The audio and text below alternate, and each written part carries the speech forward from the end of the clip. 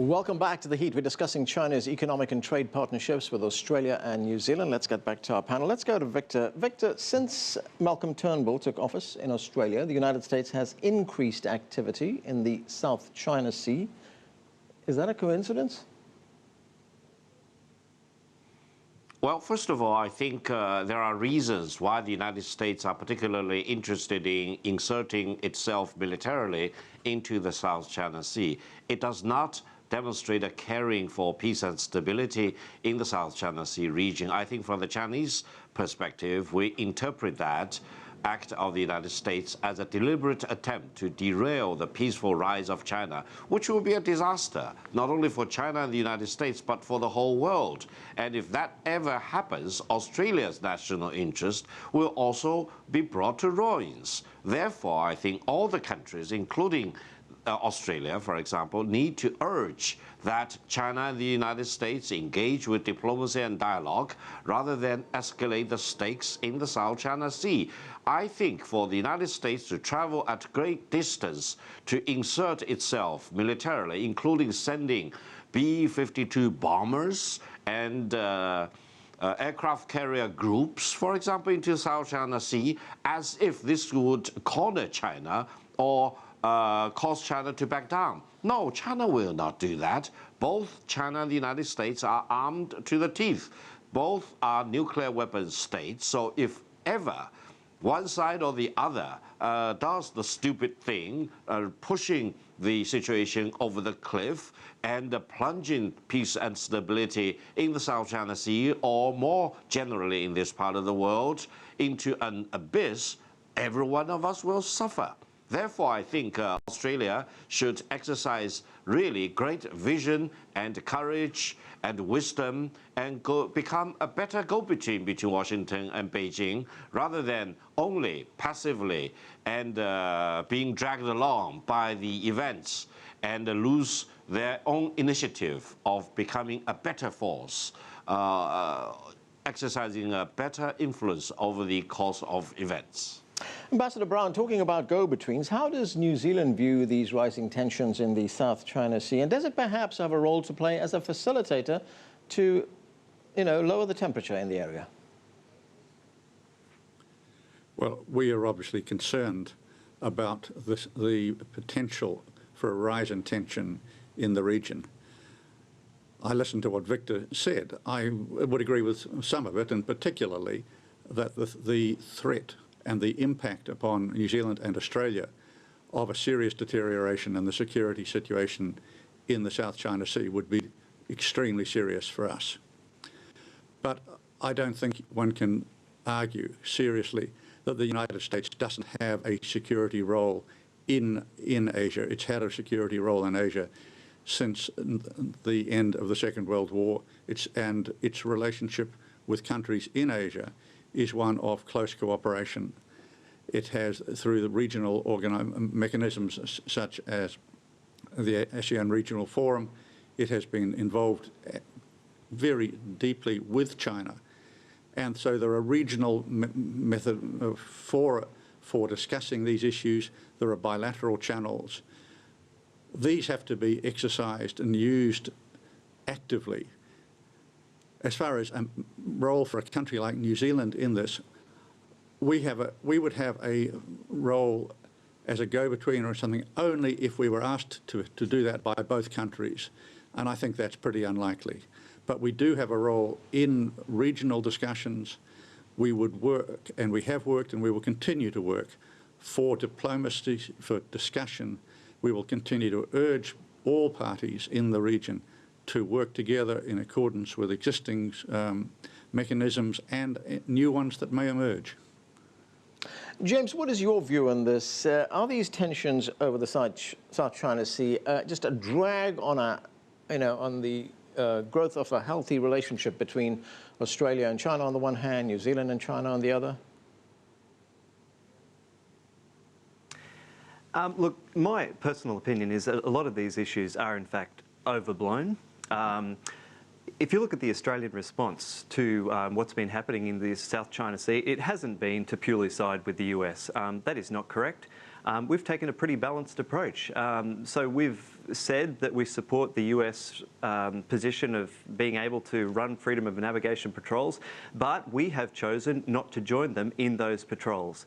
So it's not a case of Australia or New Zealand blindly following the US.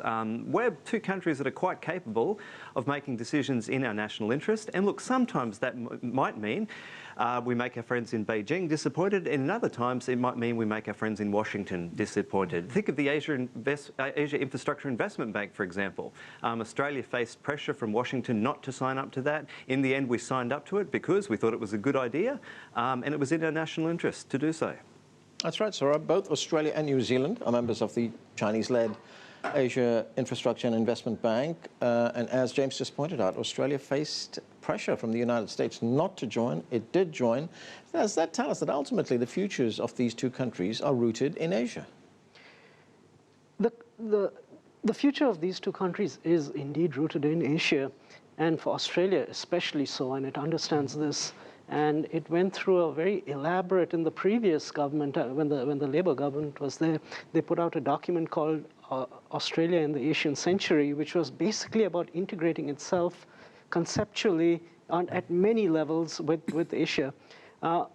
The United States has the liberty and the luxury to think from us that there is a certain gap, there is a certain distance. It can trade with China, and at the same time, it doesn't necessarily have to be enmeshed in every problem unless it wishes to with China in terms of great power contestation in the region. Australia doesn't feel it has that luxury. And so it makes the decisions a little bit harder for Australia. But the way I would suggest for Australia and Australians to go about this is, let me explain. Australia has gained great street credibility with Washington. It has been fought with Washington in every war since decades and decades. That credibility means you can then talk to Washington in a way, and keep Washington honest in a way many other allies cannot, including the Japanese. And I have a tendency sometimes that center-right governments in Australia rather choose not to do that, and would rather just put their ear to the ground and try to listen and understand where Washington is going and then follow in that direction. I think Australia can take its destiny in its own hands in a far stronger way and try to be a balance. No, I shouldn't say balancer, but help to ameliorate tensions in that part of the world. So when you say it has the ear of the United States, can it act more as a mediator, perhaps, a facilitator? Those words also are just a little too far for Australia to go, and I would not even suggest that for Australia to go in terms of being a facilitator of this thing. It is ultimately Washington will make those decisions, but Australia can speak aloud and take positions which don't necessarily coincide, and sometimes might even preempt the American position on a particular issue, and in that way exercise some degree of leverage and control over the issue. Because if this comes down to what, Australia will be on America's side, and that's why it gets that respect for being out there. So it can preemptively take positions perhaps in this regard, but it is a slightly difficult balancing act, and one has to understand it from that perspective. And Victor, what is your view on this? Ultimately, will it be the economic relationship between all three countries here that's going to drive their relationship forward, not these tensions over the South China Sea? Yeah, I agree with the analysis provided by our panelists from New Zealand about China, New Zealand, and New Zealand-US relations. For Australia, it eventually may end up in a great binder because it has a mutual defense treaty with the United States, which requires Australia to join the military activities of the United States anywhere in the world, regardless of which country the United States may be fighting against. And on the other hand, I think China-Australian relations are very good. Trade and relations are in the best situation you ever can expect, and the prospect will be even brighter. Therefore, I think, for example, if we really exercise our great wisdom, maybe China and Australia should sign an arrangement requiring mutual non-aggression against each other, for example, and then Australia should ask for a carve-out from its security arrangement with Washington, so that Australia eventually will never end up in a situation where it has to fight against against China, its largest trading partner, because that will be suicidal for Australia and completely destructive to China. So I would say we are not, ossified. People need to really care about their own national interests. And in the world today, China will not violate any international treaty obligations, and China views Australia as a very friendly country. And there is no fundamental difference of national interest between Australia and China. And I would say that we all need to work very constructively with Washington, and we need to advocate dialogue and peace and negotiation between Beijing and Washington whenever there are problems or frictions or even confrontations. And we all need to exercise great courage and wisdom to prevent or avoid any confrontation or even escalation to military confrontation between Beijing and Washington, because if that ever happens, it will bring down the house, it will bring down global peace and stability, and neither China nor the United States will get any real benefit out of that, and all the countries involved will suffer tremendously. That's the mega trend, and we need to see the mega trend and do whatever we can constructively to advocate for peace and stability and avoid escalation of tensions, which eventually may engulf this part of the world in great disasters.